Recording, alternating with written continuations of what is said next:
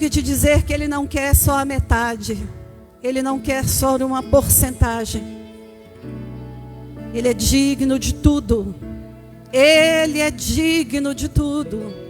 Ele é digno de tudo. Ele é digno. Digno é o Senhor. Alma canta-te, Senhor. Grandioso és tu, grandioso és tu. Aleluia. Então minha alma canta-te, Senhor. Grandioso é, grande, grande, grande é. Grandioso és tu. Aleluia.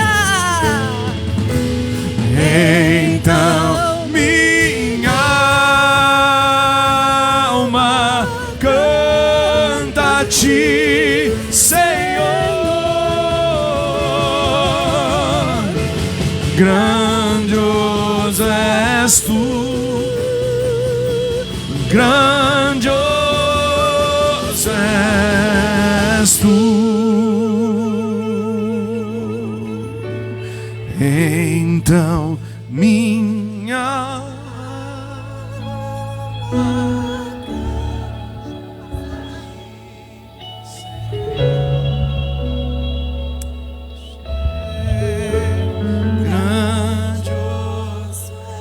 grande, grande, grande é. Grandioso és tu. Só o Senhor é, só o Senhor é. Então minha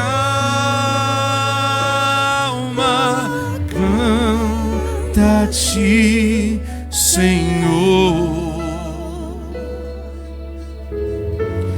Grandioso és tu, grandioso és tu, grandioso és tu, grandioso és tu, grandioso és tu. Oh, que Deus é tão grande como este nosso Deus. Que Deus tão grande. Que Deus tão grande. Aleluia. Aleluia. Grandioso és tu, Senhor. Digno de honra, de glória e de louvor. Digno de adoração. Digno de exaltação. Digno, digno, digno é o Senhor. Digno é o Senhor. Aleluia. Glória a Deus. Aleluia. Ao som da trombeta, irmão. Oh, glória. Aleluia. Aplauda o Senhor mais forte. Glória a Deus.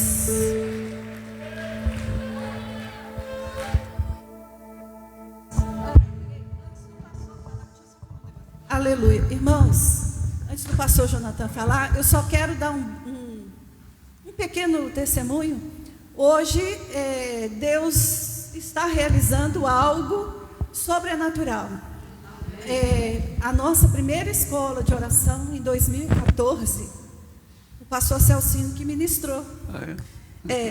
E também o pastor Eli, que falou à tarde. E assim, irmãos, foi algo vindo da parte do Senhor, que nós havíamos convidado o pastor Celcino, estávamos aguardando a resposta dele, orando, Senhor, eu preciso de alguém para ministrar, eu preciso de outra pessoa. O pastor Eli me ligou, não, pastora, eu quero ir, porque o movimento Ruá nos ajudam desde 2014, ministrando. Então, irmãos, eu creio que os encontros de Deus, eles não são por acaso. Deus está fazendo algo maravilhoso. Amém. Pode sentar. Muito bem-vindos a todos. Eu vou apresentar o pastor Celcino, a pastora Júlia para vocês. É um caso muito interessante o nosso relacionamento. Quando vocês não eram nascidos ainda,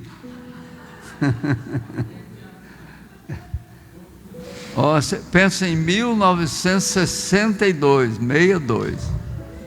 Faz tempo, hein?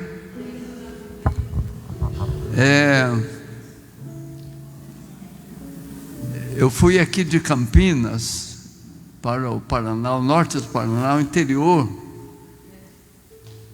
Muito mato, lavouras, e uma cidade chamada Cianorte, depois de Maringá. Então tinha uma congregação bem longe dessa cidade, e na época não tinha asfalto, era estrada de areia. E aí eu fui lá visitar esse lugar, chamava Louva-te o lugar. E aí eu vi um jovem dirigindo a escola dominical. Foi a minha primeira visita lá. Um jovem, bem jovem. E é uma coisa muito bonita, né? Quando a gente vê um jovem consagrado, um jovem dirigindo, né? Liderando na igreja. E aí eu já fiquei impressionado. Eu não conhecia ele. Fiquei impressionado. E eu não sei se foi naquela visita ou outra visita, eu fui lá no trabalho dele, trabalhava na lavoura de café. Mas ele era chefe lá, ele era bem jovem, mas era chefe. Lá numa fazenda. Falei, poxa, esse rapaz, hein? Então logo me veio um pensamento assim: esse homem daria um pastor muito bom. E aí fomos nos conhecendo, eu vi mesmo assim o caráter dele. Mas onde ele morava não tinha condição dele estudar. Aí eu fiz um desafio para ele: olha, então você muda lá para Cianorte e a gente vai tentar ajudar você lá para estudar. E eu consegui lá um trabalho para ele num colégio, e ele estudava e trabalhava naquele colégio. Aí foi estudando, depois fez o seminário, e estudando e também já ajudando no seminário. E então, vocês casaram antes do seminário ou casaram quando estava? Quando estava lá. Aí foram morar dentro do seminário.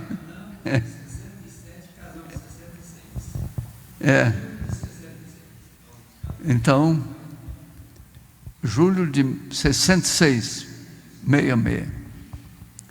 E então começou o ministério muito abençoado. E tanto ele como o Júnior, pessoas consagradas, cheios de Deus, por onde passaram deram muito fruto. E então tenho esse privilégio hoje de apresentá-los. Somos amigos de muitos anos, já viajamos muito juntos, trabalhamos muito juntos. Então para mim é uma alegria muito grande tê-lo aqui no Vale da Bênção. Ele no passado sempre vinha aqui, vinha mais vezes, né? Estava com a gente mais tempo por aqui. Mas são muito bem-vindos, viu? E que Deus os use aqui no nosso meio, que a graça do Senhor seja sobre vocês. Então,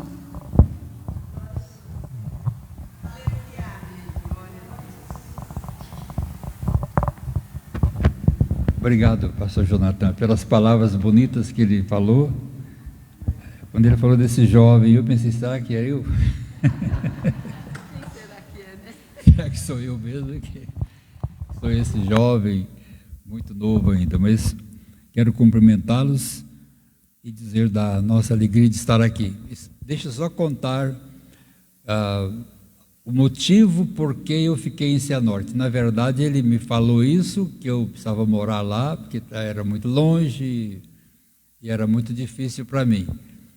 Mas eu, quando me converti, eu participava de eu não queria nem saber de igreja, não conversava com crente, não entrava em igreja nenhuma, tinha 20 anos de idade e aprendi a enfrentar toda a dificuldade assim de relacionamentos, uma quadrilha da qual eu fiz parte, não vou contar detalhes, que me ensinou coisas que eu nunca havia pensado que podia aprender um dia, né? E eu aprendi então a andar armado, tinha arma, revólver, pistola, o que vocês possam imaginar, soco inglês, numa maletinha assim, debaixo da minha cama. Meu pai não podia saber disso, que senão ele ia lá e quebrava tudo, né? Eu escondia. Mas eu não tinha nada de Deus na minha vida. Aí me converti, não vou contar o detalhe da conversão, e dentro de 15 dias eu estava curado de uma fratura no joelho, e eu estava sentenciado a morrer ou então amputar a perna direita. E era o único dinheiro que eu tinha para um tratamento, era para fazer uma consulta médica em Cachoeiro do Itapemirim, e eu não tinha dinheiro para fazer a consulta, não tinha dinheiro para fazer o tratamento. Muito obrigado, meu irmão. E então eu falei, eu vou para casa, vou morrer, ou vou perder a perna. E eu estava daquele jeito, sem Jesus, sem nada, e Deus então me curou. Em 15 dias eu estava curado, sem um comprimido, e sem cirurgia, não perdi a perna, não morri. Então eu falo assim, nem Covid, nem pneumonia, já sofri 14 acidentes, não morri em nenhum deles, não vou morrer antes da hora. Amém? Então, aí, mas eu pensava assim, eu quero ser um crente de verdade, não tinha no meu coração ser pastor, e achava que era a coisa mais difícil, porque lá na minha terra, Minas Gerais e Espírito Santo, a gente via um pastor a cada 6 meses, 1 ano, né? E eram aquelas congregações assim rurais, a gente não via um pastor, achava que era a coisa mais difícil ser pastor, então eu não pensava nisso.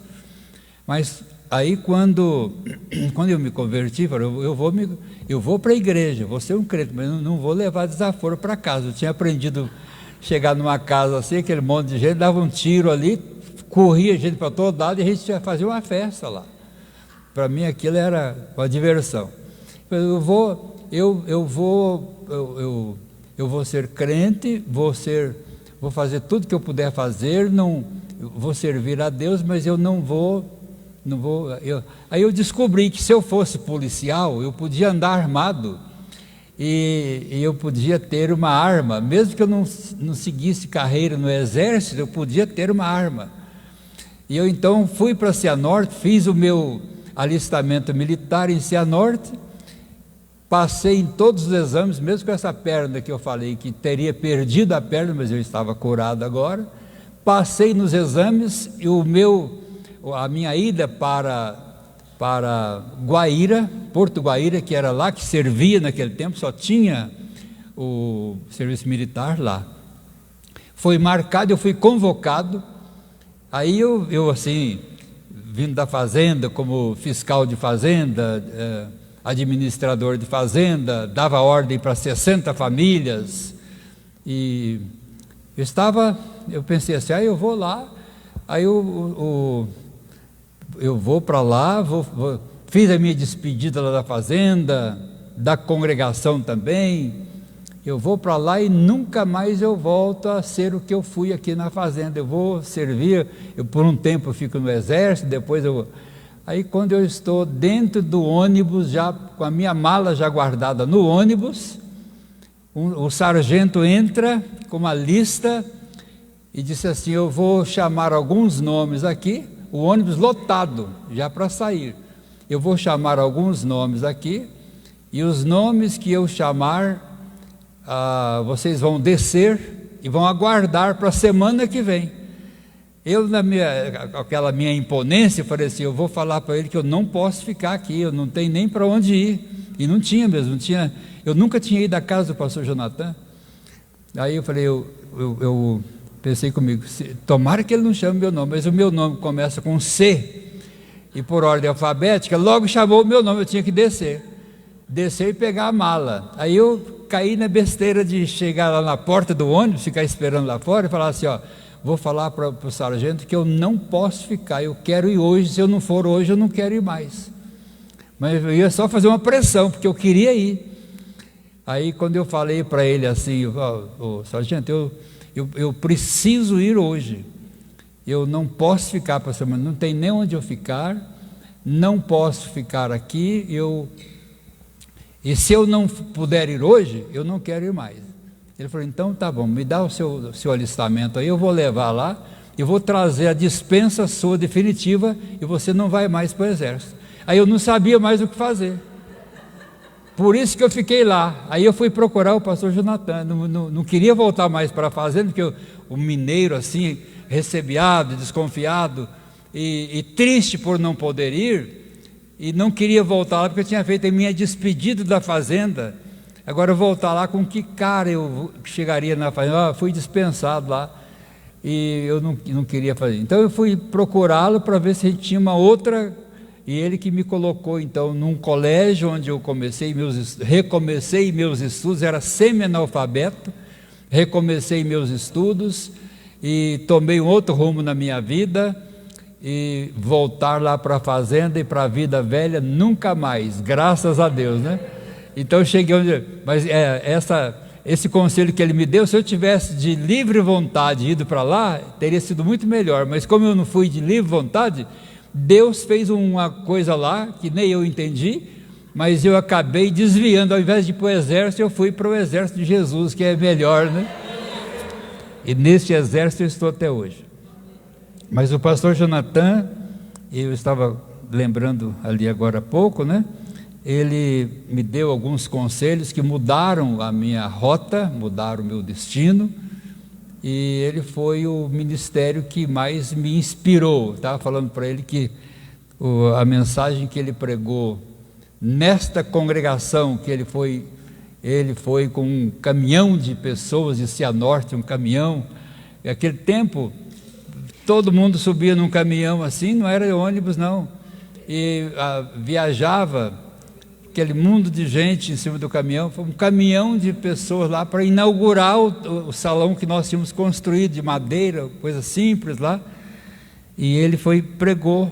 Eu lembro a única mensagem dele lá em Louvat, que eu gravei, nunca esqueci, que me abençoou muito, foi aquela que ele pregou, lendo o Salmo 23 e explicando aquilo.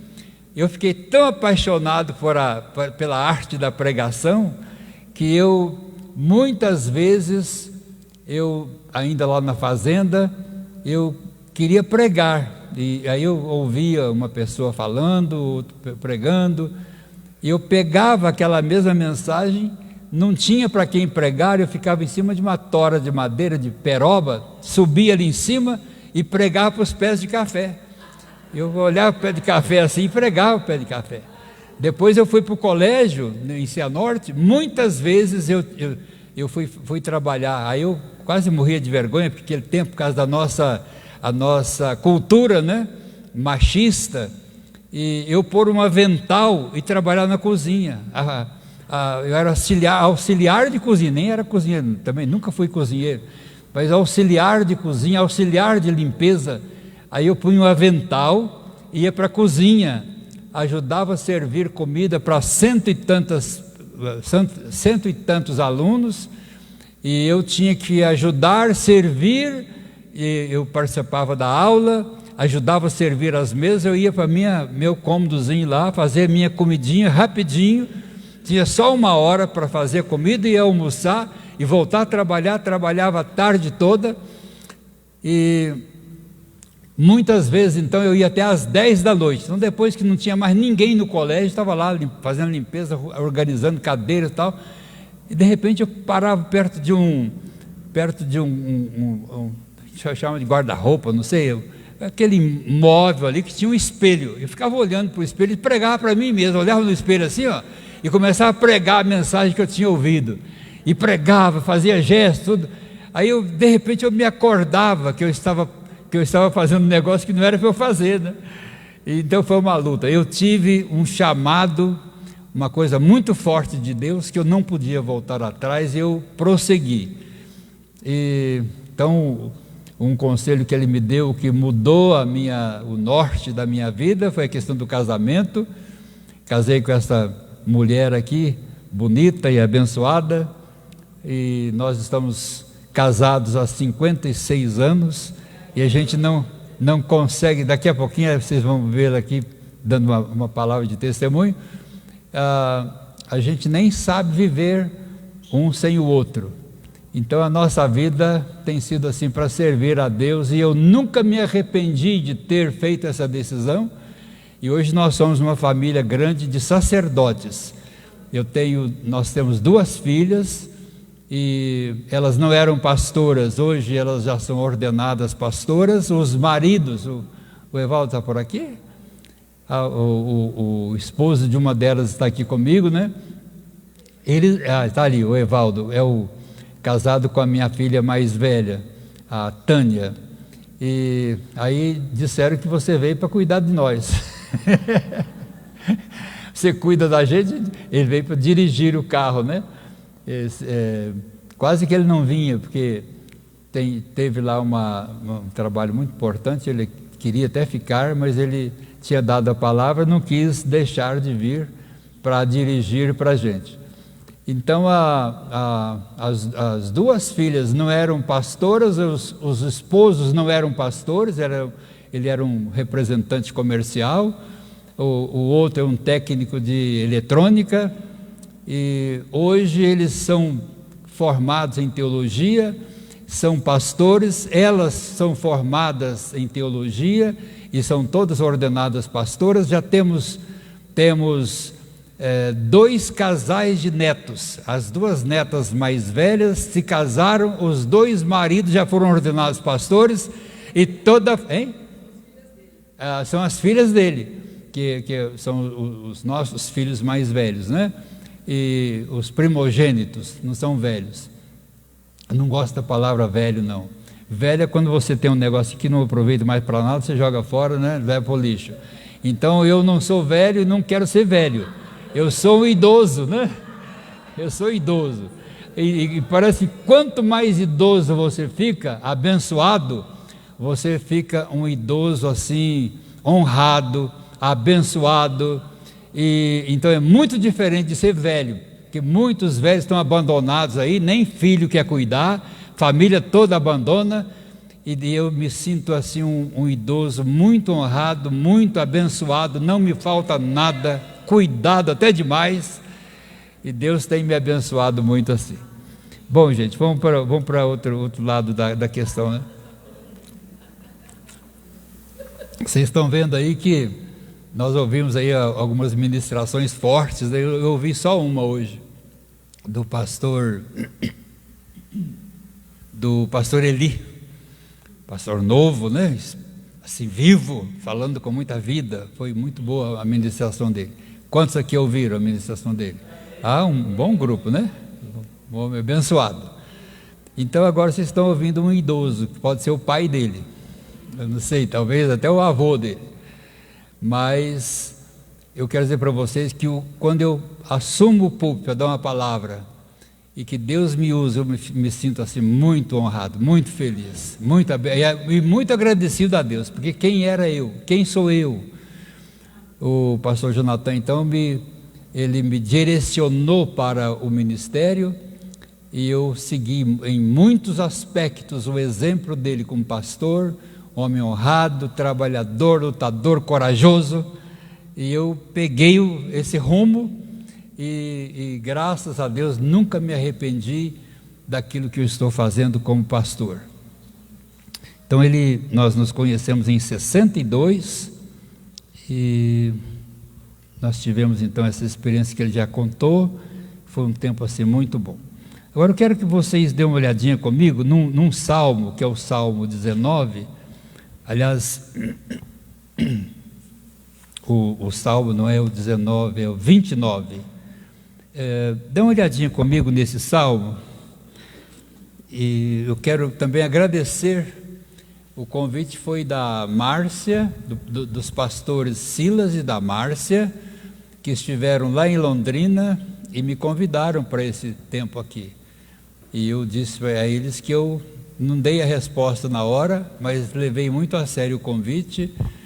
Depois eu fiquei conhecendo por telefone a pastora Hilda sem H.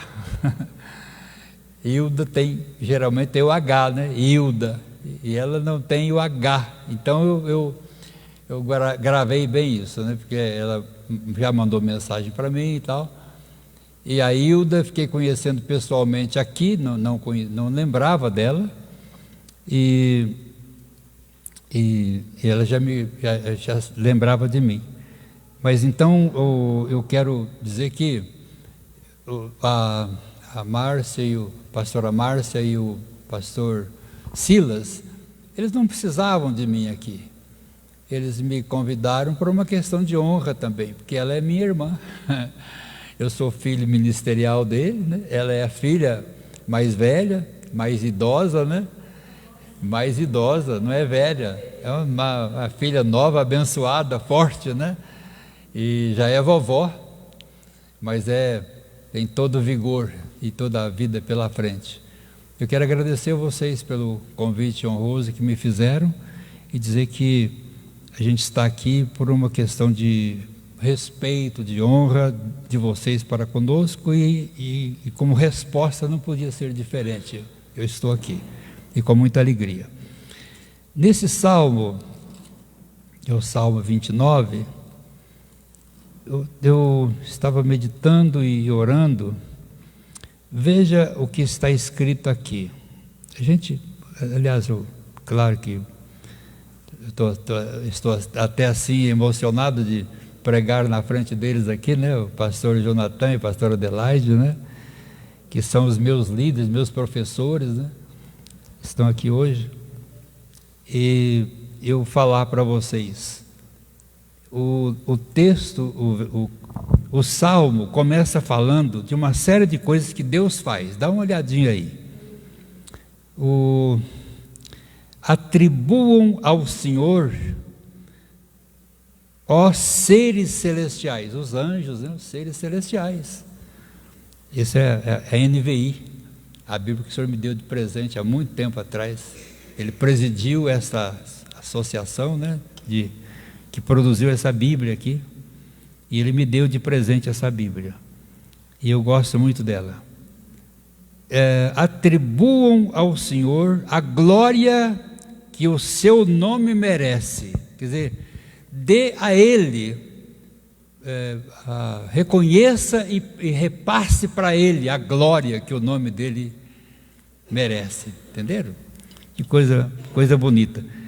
A glória que o seu nome merece. Adorem.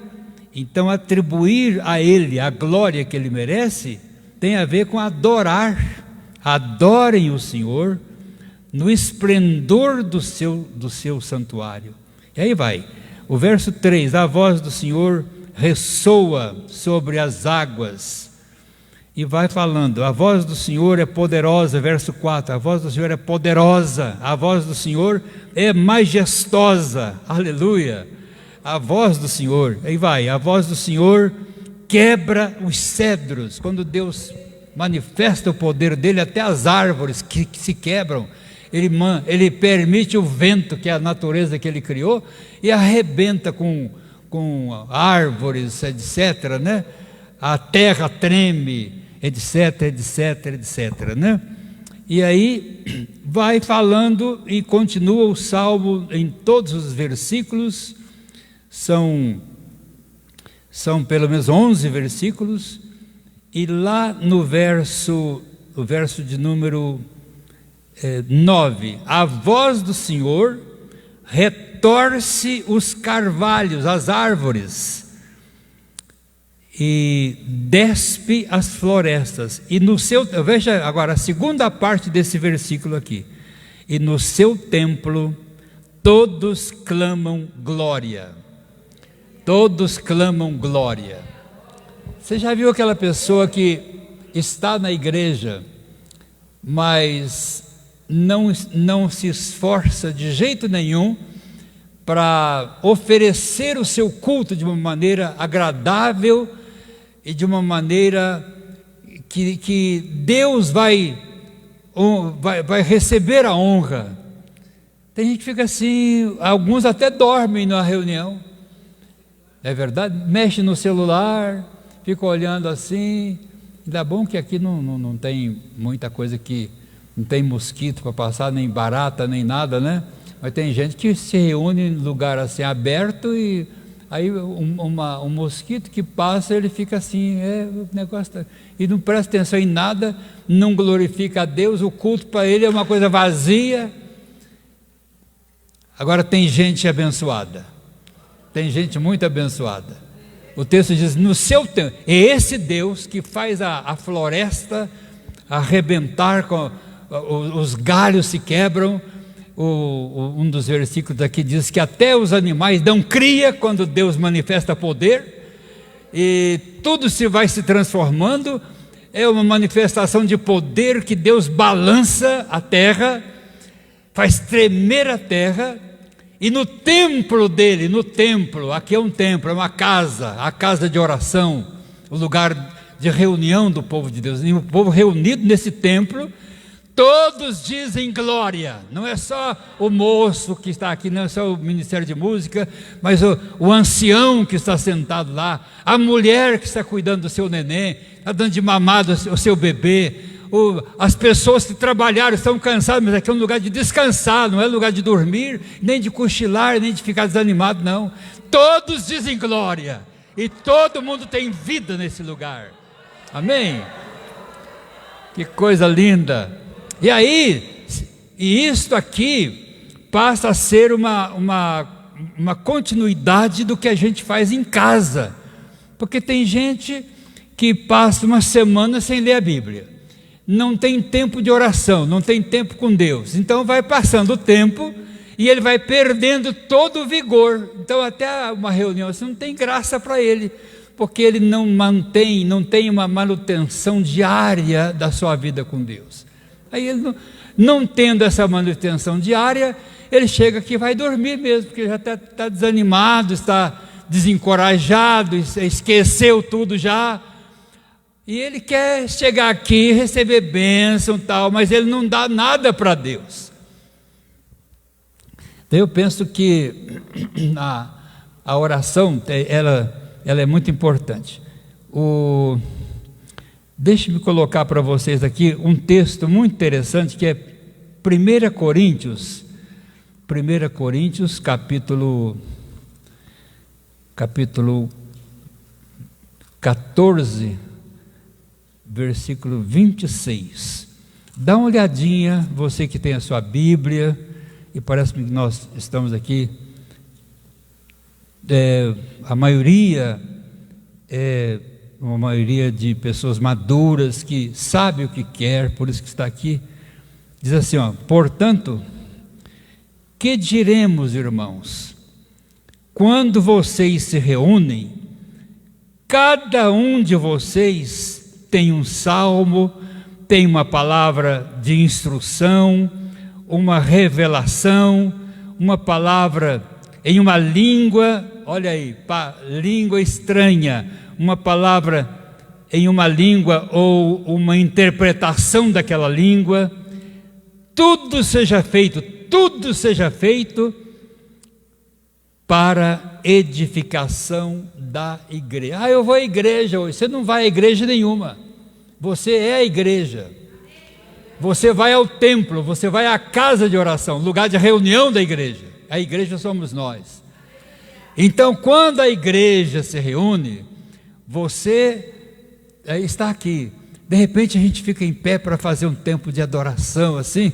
Aí você começa a ter um cântico espiritual, você tem uma visão, tem uma revelação, e você começa, e meus queridos, vai criando um clima assim tão gostoso, tão maravilhoso, que isso vai se alastrando, vai passando um para o outro, e um diz glória a Deus aqui, o outro fala aleluia lá, o outro ou fala língua estranha, o outro fala eu tenho uma revelação aqui, um salmo.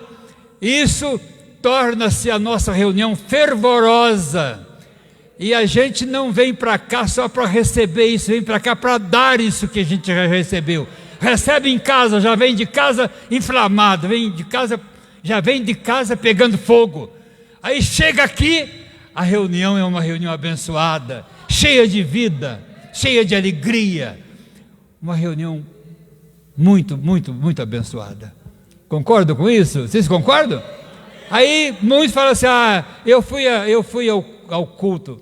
É claro que você também não precisa ir ao culto, você tem que cultuar. Cultue em casa, cultue aqui, porque culto, o nosso culto, desde que a gente se converteu de verdade, ele não termina, nunca mais. Você cultua de manhã, você cultua à tarde, cultua à noite, de dia, de noite, em viagem, dentro do ônibus ou em casa, no seu carro. A gente cultua o tempo, culto não termina nunca mais, porque Deus quer ser cultuado 24 horas por dia, para o resto da vida. E quando a gente for embora daqui desta vida, vai continuar esse culto de adoração lá na glória.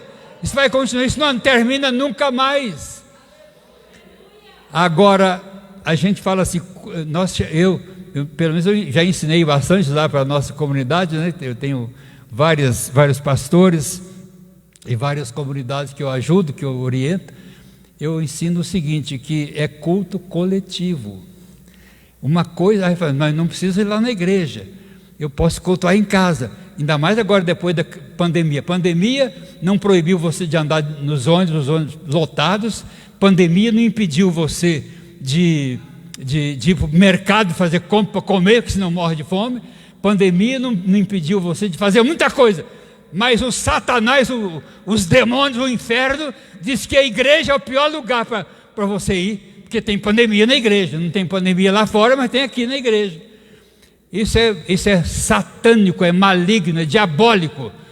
E eu não tenho medo, eu com essa idade que tenho, e não vou falar para vocês, mas dá para saber que em 62 eu já tinha 20, né?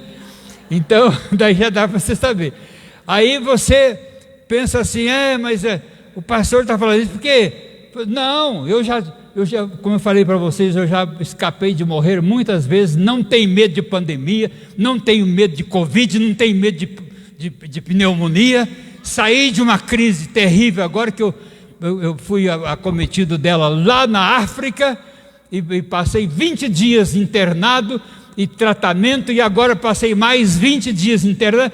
Deus cuidou de mim, tem a família toda cuidando de mim, e Deus cuida de mim, e se Ele quiser me levar, Ele vai me levar a hora que Ele quiser, mas eu não tenho medo de nada, e é isso que deve ser o nosso propósito e espírito. Eu não tenho medo de nada, porque a minha vida está na mão de quem me criou, Ele me fez, Ele sabe tudo a meu respeito, e a hora que Ele quiser me levar, Ele pode me levar. Isso para mim não é problema nenhum. Agora eu tenho que estar preparado para isso. Amém, queridos? Amém? Vocês concordam comigo ou não? Aleluia! Eu pensei que estivesse meio sozinho, mas não estou não. Graças a Deus vocês estão comigo aqui. Então, aí você pensa assim, mas então e nessas crises que a gente passa, crise, meu filho, todo mundo, o que é crise? Crise são aqueles tempos difíceis que a gente atravessa, momentos muito complicados. Eu vou mostrar para vocês qual que é o próprio, aliás, por que isso veio no meu coração. Vocês estão vendo aí que um dia desses eu fui convidado para dar uma palavra no aniversário de uma das nossas igrejas lá. É um pastor amigo meu, e há tempo, ele é de origem presbiteriana, como eu também sou, pastor Jonathan também, e aí ele me convidou aí chegamos lá, e eu dei uma palavra, né, e depois eu não usei muito a nossa homilética, usei um pouco a hermenêutica, mas a homilética às vezes eu deixo ela de lado, como eu estou fazendo aqui. Vocês estão vendo que eu estou falando aqui, li 2 textos, já vou ler mais um, e não estou muito preocupado com esses pontos da homilética. Eu estou preocupado em que vocês saiam daqui abençoados com a palavra que eu estou dando para vocês. É claro que eu sei homilética também. É uma técnica de pregação. Homilia vem de homilia, de pregar, de falar, de ensinar. E eu sei fazer isso também. E faço. Mas nesse dia lá, eu fiz mais ou menos o que estou fazendo aqui com vocês, só que era outro assunto. Aí depois o rapaz, assim, bem educado, a Júnia estava por perto, não sei se ela percebeu, e bem educado, ele foi meu aluno do seminário. Aí ele veio falando assim, não tem jeito, papapá, ele é presbiteriano, né? Veio falar, não sei o quê, o senhor é muito bom, né, pregar. Então quando a gente usa a homilética, eu falei, pois é, mas hoje eu não usei homilética não. Eu usei mais a hermenêutica hoje, falei para ele, né? Ele não está muito preocupado nem com a hermenêutica, sim, você não pode ensinar coisa errada, que contraria a Bíblia Sagrada. A homilética é a técnica de se pregar, a forma de você pregar. E às vezes você pode não usar, mas você tem que usar a palavra de Deus. Então eu estou crendo que hoje você vai sair daqui abençoado, não porque é uma homilética perfeita, mas a palavra de Deus. Você pode ler a palavra e se alimentar dela. E se você sair daqui edificado, abençoado, e amanhã à noite você voltar para me ouvir, eu vou ficar muito contente. Se você não voltar também, você foi abençoado hoje para amanhã também, ou então você não gostou de hoje, você não volta amanhã. Pode ficar em casa, não tem nenhum problema. Está dispensado já.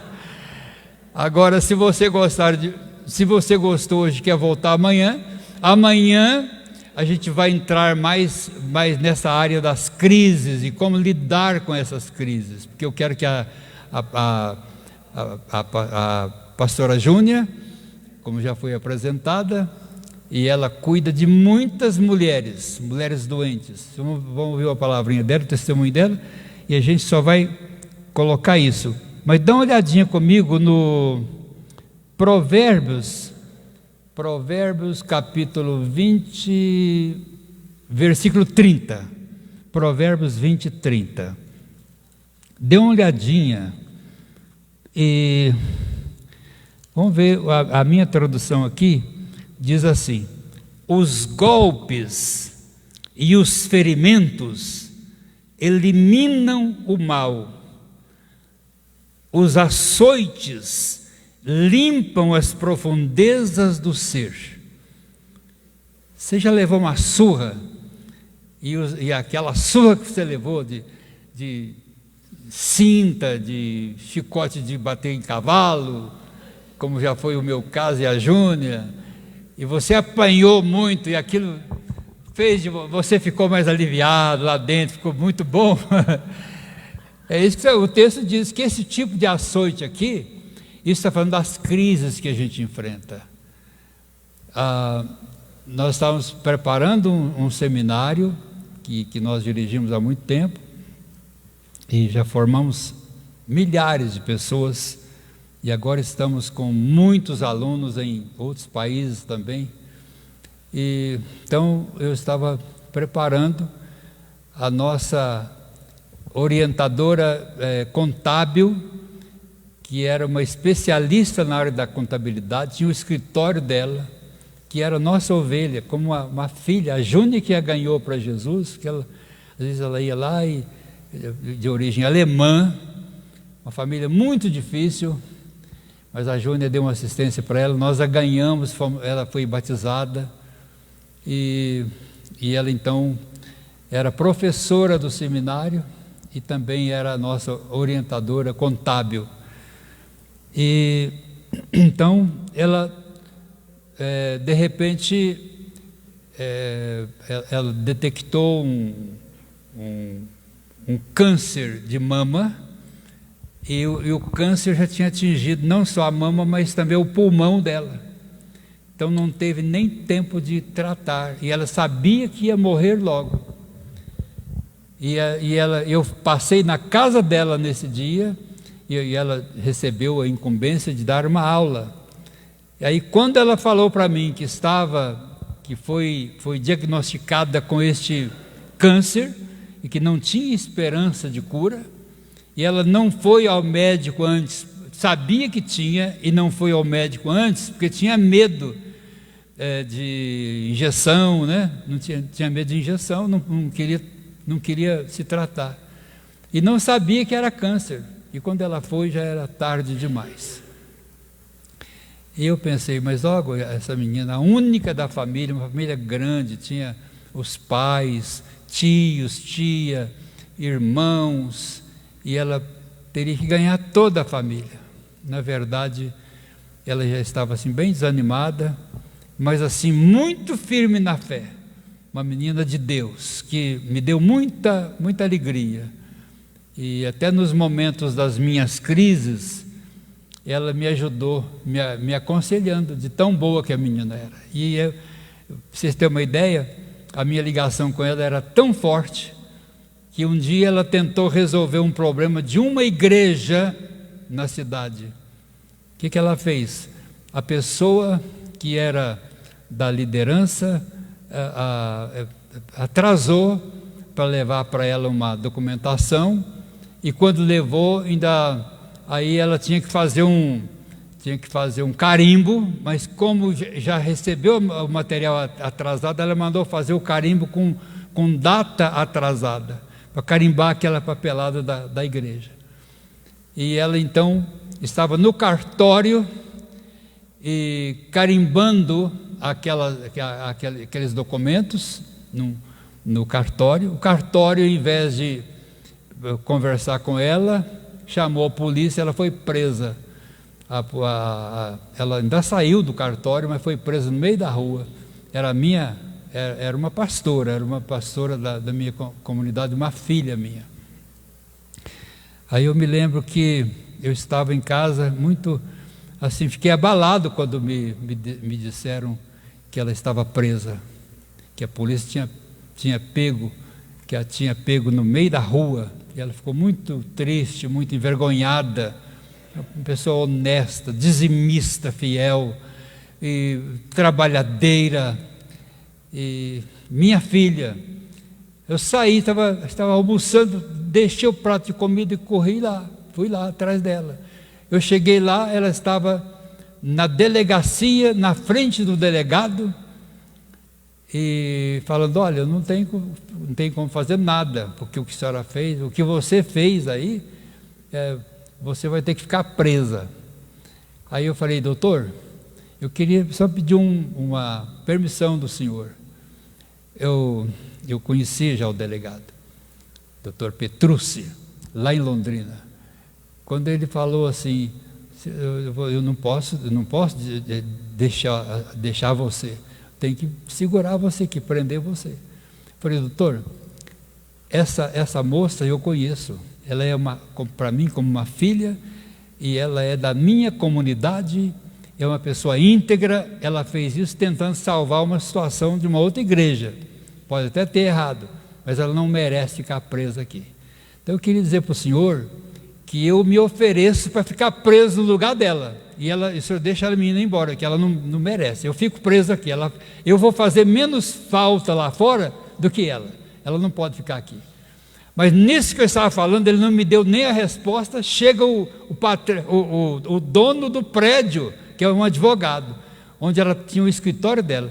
Chega o doutor com quem ela trabalhava, prestava serviço para ele também. Chegou o delegado, chegou o advogado e falou assim: doutor, ela não vai ficar presa, ela não precisa ficar presa por isso, já defendeu a menina.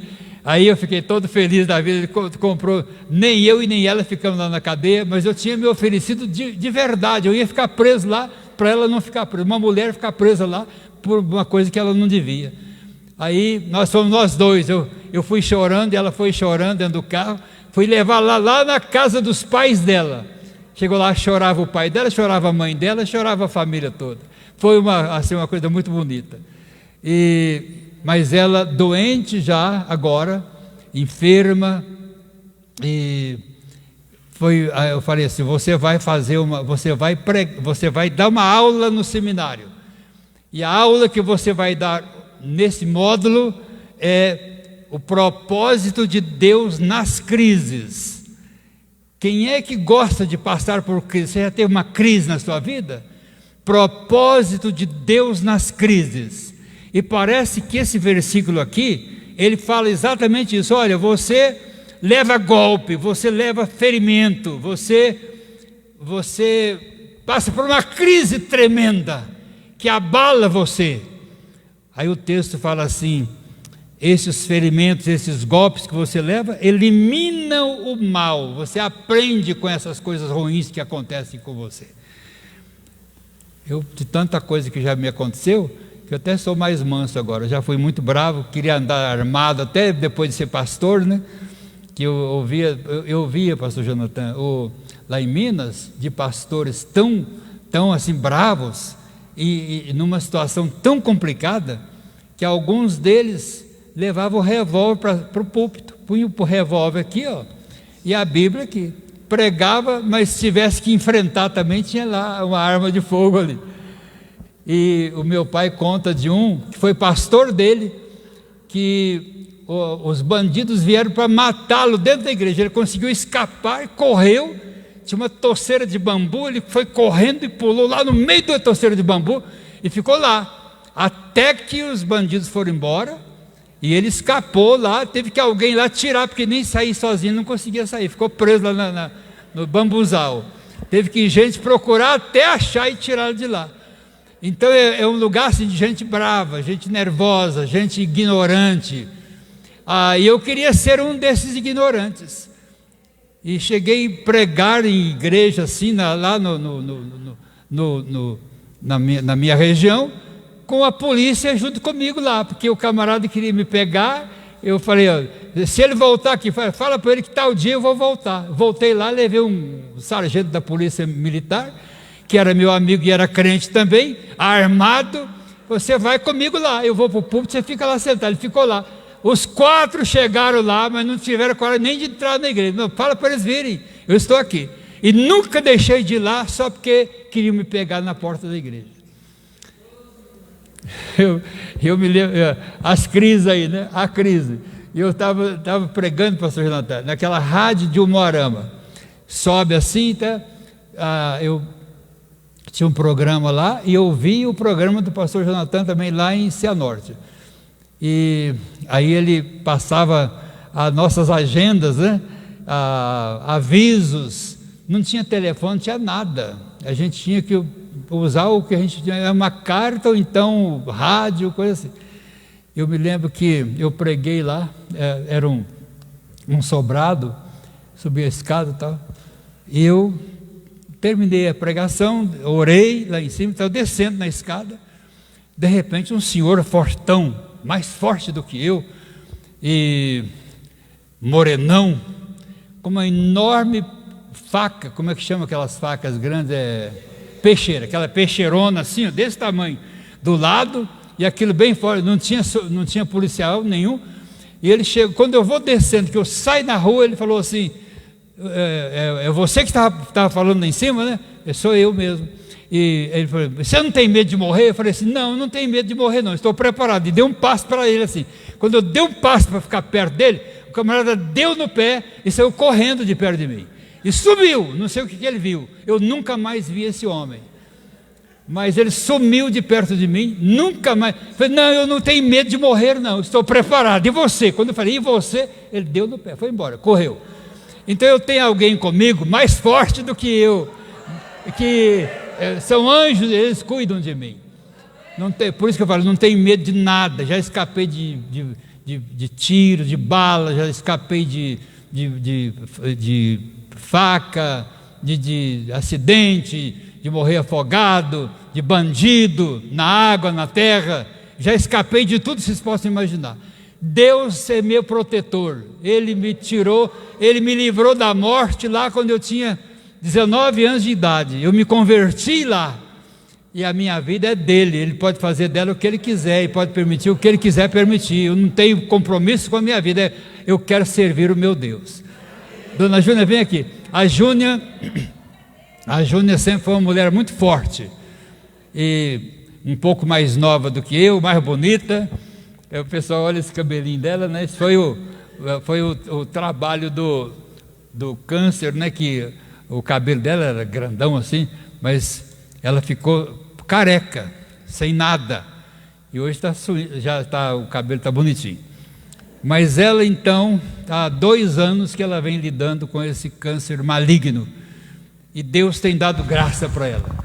Ela vai só dizer uma palavrinha para nós, como é que ela tem se sentido, e quem sabe até alguém aqui já saiba dessa história. Ela vai só dizer isso para vocês, como é que está se sentindo, e nós estamos cada dia mais animados, nada nos desanima, Amém. Nada nos faz parar, Amém. E nós vamos em frente, e tenho certeza que hoje Deus vai fazer um milagre na sua vida, já está fazendo um milagre na sua vida, e a sua vida nunca mais será a mesma. Amém. Tenho certeza disso. Amém. Paz do Senhor, queridos.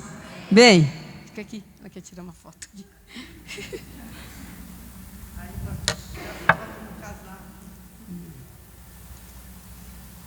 uma, né, pastor? Mandar para a filha dele, falou que tem que cuidar deles.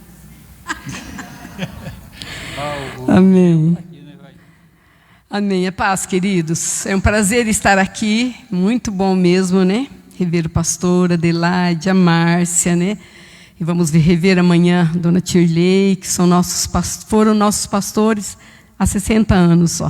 O pastor fez nosso casamento, né? Então, amados, é muito bom, né? Muito bom. A gente tem uma história de muitos anos, de muita alegria, de lutas, de choros, lágrimas, mas de muita vitória. Então, como ele disse, das crises, né? Tem um versículo na palavra que fala: no mundo tereis aflições. Essa aflição aí pode ser de vários tipos, né? Uma doença, uma crise financeira, uma crise familiar, que eu acho que é uma situação muito difícil, né? Uma família que tem um filho drogado, uma família que tem um filho rebelde, né? Alcoólatra, outras situações, né? Homoafetivas, que traz muito dissabores. Então, são crises. O título deste salmo que ele leu diz assim: o poder de Deus na tempestade. As crises são tempestades que podem vir para todos nós, né? E veio como veio para mim, pode vir para você também, né? Ninguém está livre, ninguém é melhor do que ninguém. Minha vizinha ficou inconformada e ela falou: como, dona Júnia, aconteceu isso com a senhora? A senhora é mulher que ajuda. Eu trabalho com as crianças, temos um trabalho social que começou na nossa casa há 43 anos. Eu cuido muito de idosos, né? E eu falo, né? Mas os idosinhos dão muito trabalho, idosinho é muito bravo, idosinho é teimoso, né? Eu fico contando para as meninas, né? Como as minhas histórias com os idosos. Aí minha filha um dia falou assim: mãe, a senhora esqueceu que a senhora também é idosa?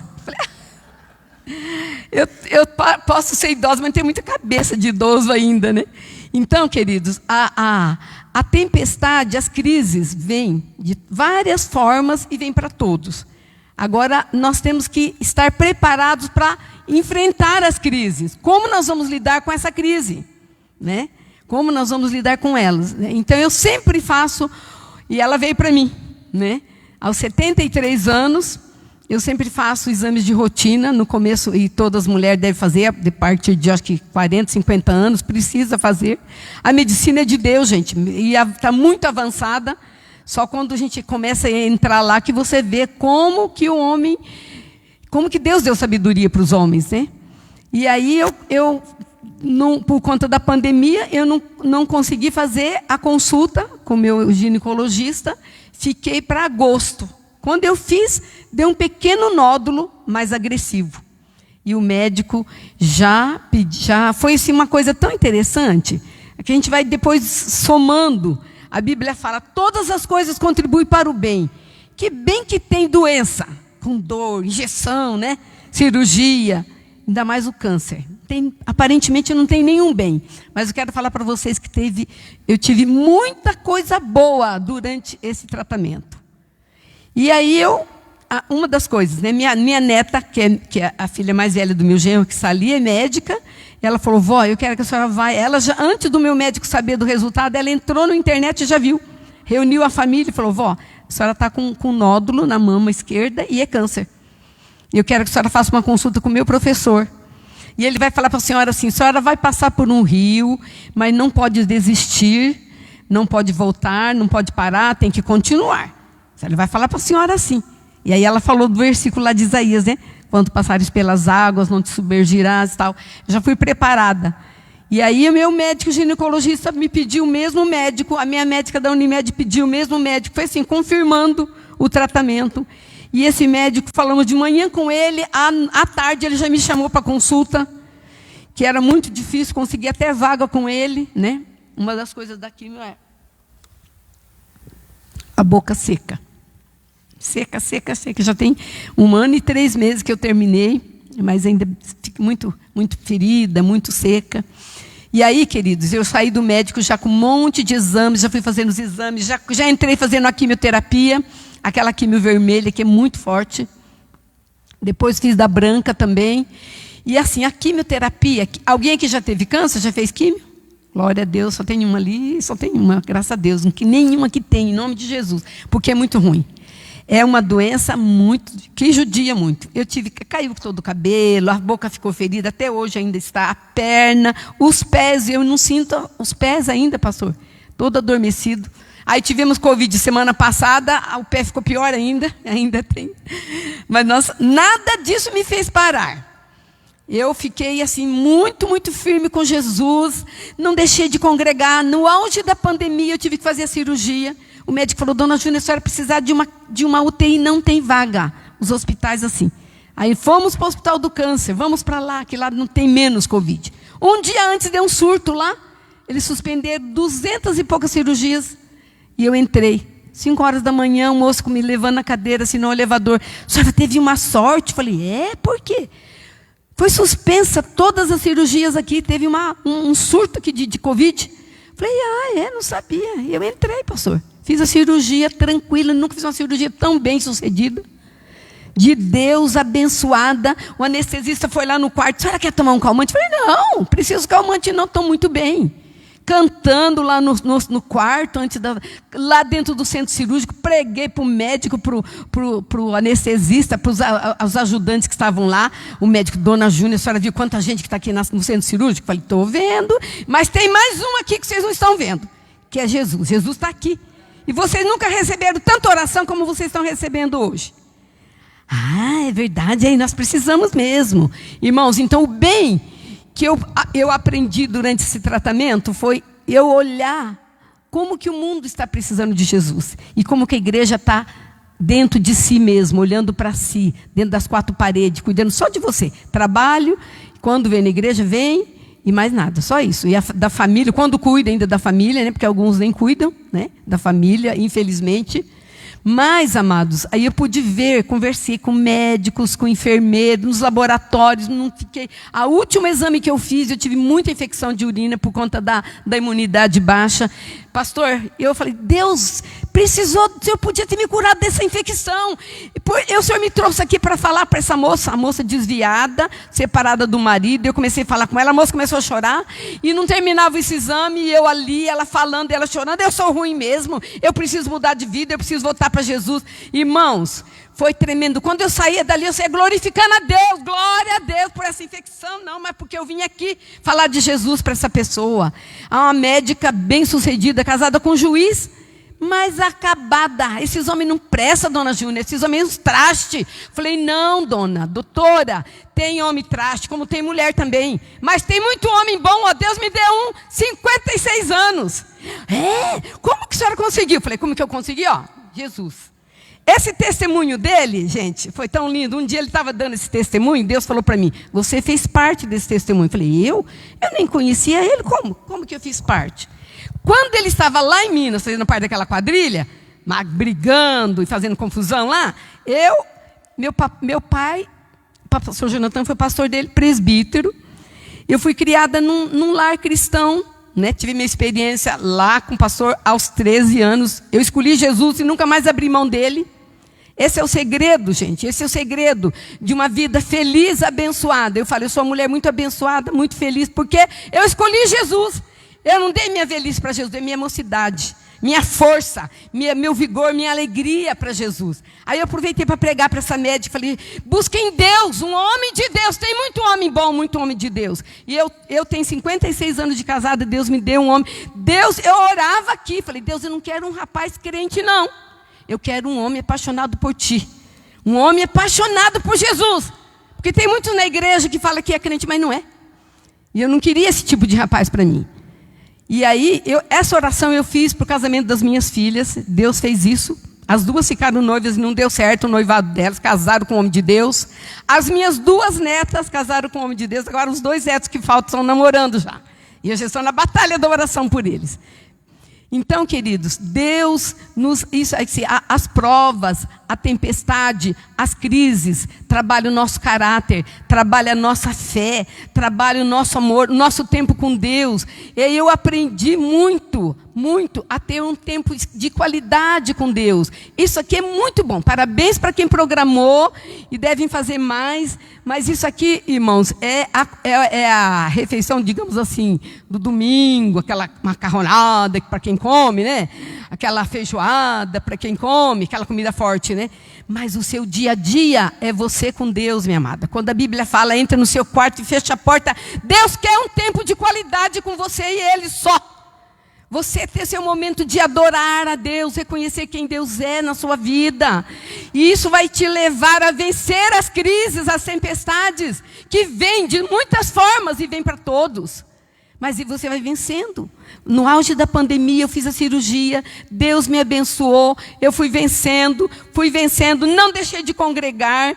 Teve uma época que o pessoal não vinha na igreja, os pastores iam nas casas orar. E eu falei, eu quero ir também. A senhora não pode, que essa imunidade baixa. Eu quero ir, eu prometo que eu não vou entrar, eu vou ficar no portão para orar com os irmãos. Pastor, eu fiz 50 visitas no mês. Chegava no portão, estendia a mão, pastora, entra. Não posso entrar. Eu prometi que eu não vou entrar, mas eu vou te abençoar. Ministrava a palavra, orava, cantava, eles choravam.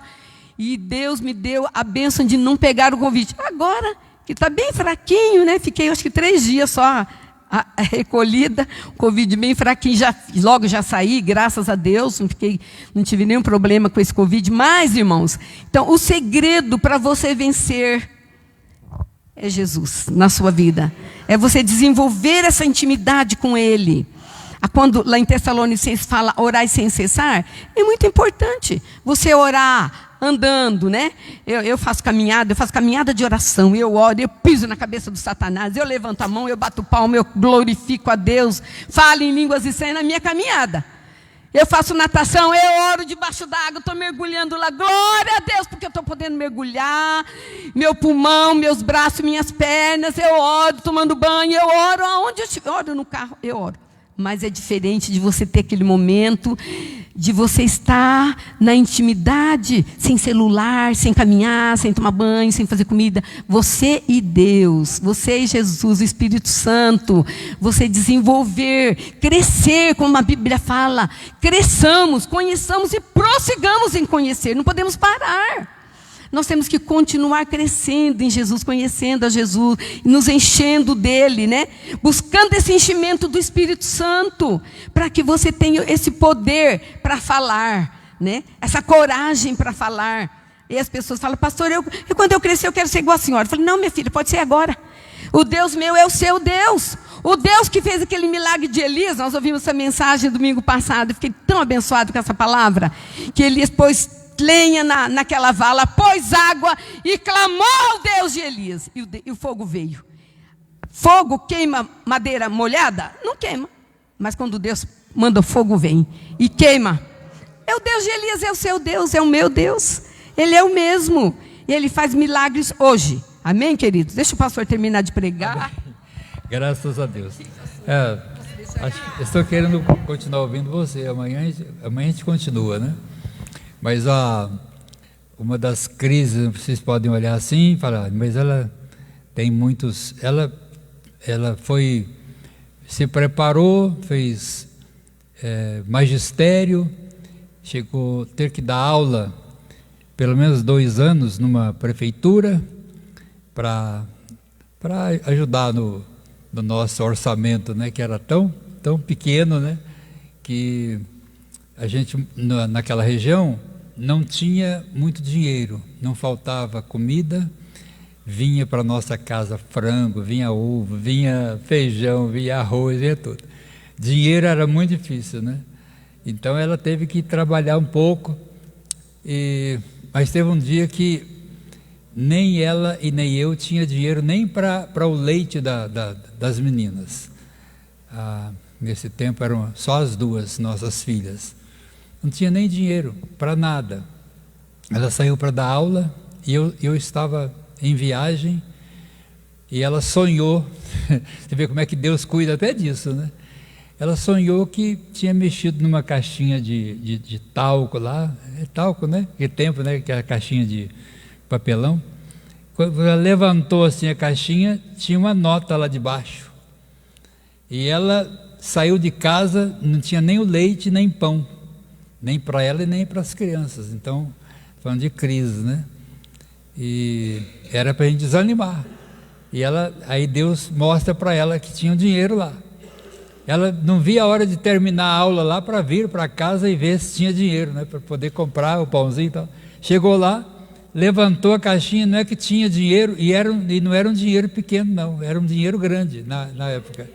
Foi lá, comprou leite, comprou pão, comprou comida, acho que por uma semana, com aquele dinheiro que estava ali. Então Deus, e até hoje nós não sabemos, o pai dela não foi lá, tinha um senhor que era o dono da casa, a gente alugava a casa, também ele não apareceu, ele também não ia entrar lá no quarto, né, para colocar dinheiro debaixo quem colocou aquele dinheiro lá, até hoje nós não sabemos, não descobrimos, mas Deus mandou o dinheiro para nós lá. E dizer para vocês que Deus nos abençoou muito, as nossas filhas, nossas netas, nós andamos de cabeça erguida na nossa cidade, entramos em qualquer lugar, não temos nenhum motivo de escândalo da nossa família, na nossa cidade. 45 anos só em Londrina e 50 e poucos anos de ministério. Então dizer para vocês que Deus tem cuidado de nós, Ele tem abençoado a nossa vida. E aí quando a Júnia fala tudo isso, dá a impressão que ela é uma mulher folgada, né? Não trabalha, não faz. Ela trabalha e acho que trabalha até mais do que eu. Não é assalariada, mas também se fosse não estaria errado. E ela não trabalha por causa de dinheiro, e nem eu também, nunca trabalhei por causa de dinheiro. Mas Deus não deixou faltar o essencial, o dinheiro que nós precisávamos para o nosso sustento. Então eu quero dizer para vocês que vale a pena servir esse Deus. E nós estamos muito felizes de estar aqui, e amanhã a gente vai continuar. Quero convidar vocês para nós agora ter um tempinho assim. Você vai se ajoelhar aí onde você está. E o que Deus falou com você? Pense comigo, o que Deus falou comigo? Aqueles que puderem, se tiver alguém que não consegue se ajoelhar, então fique em pé como você está, ou fique sentado, não tem problema. Oh Pai, oh Pai querido, glória a Ti, Senhor.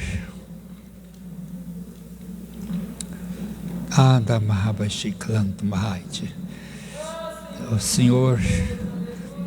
Senhor está dizendo que eu não sei quantas pessoas, mas já derramaram muitas lágrimas e muito quebrantamento e muito clamor, e você esteve então durante muito tempo muito desanimado com aquela situação criada na sua casa, na sua família, no seu redor.